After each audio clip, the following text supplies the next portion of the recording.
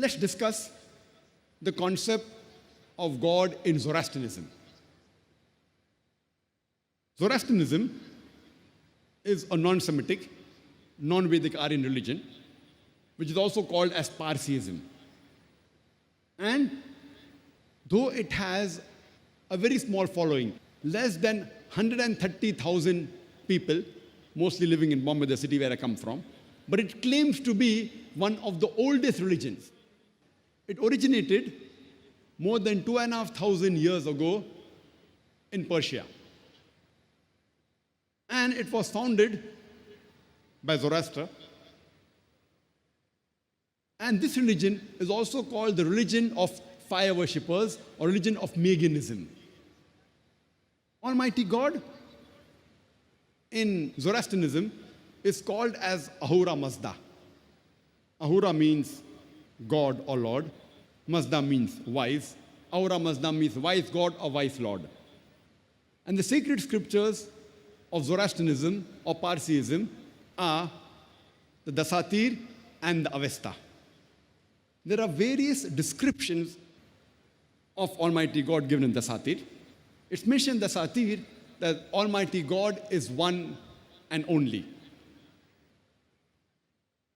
He doesn't have a beginning, neither does he have an end. He has no mother, no father, no wife, or no son. Nothing resembles him. Almighty God has got no images. You cannot see Almighty God with your eyes, neither can you comprehend him. He's far beyond your understanding. And he's closer to you than your own self. All these descriptions are given in Dasatir, the sacred scripture of Parsis. If you read the Avesta, the Yasna and the other books, there are various attributes given to Almighty God. He's referred to as the Creator in Yasna, chapter number 31, verse number 7 and 11, as well as Yasna, chapter number 44, verse number 7, Yasna, chapter number 50, verse number 11, as well as Yasna, chapter number 51, verse number 7. He is called as the greatest in Yasna, chapter number 33, verse number 11, as well as Yasna, chapter number 45, verse number 6. He is called as the beneficent in Yasna, chapter number 33, verse number 11, as well as Yasna, chapter number 48, verse number 3.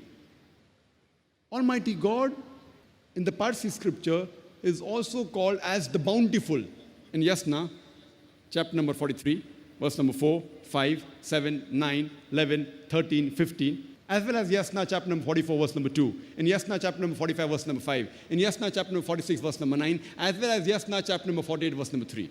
There are various attributes given to Almighty God in the Parsi scriptures.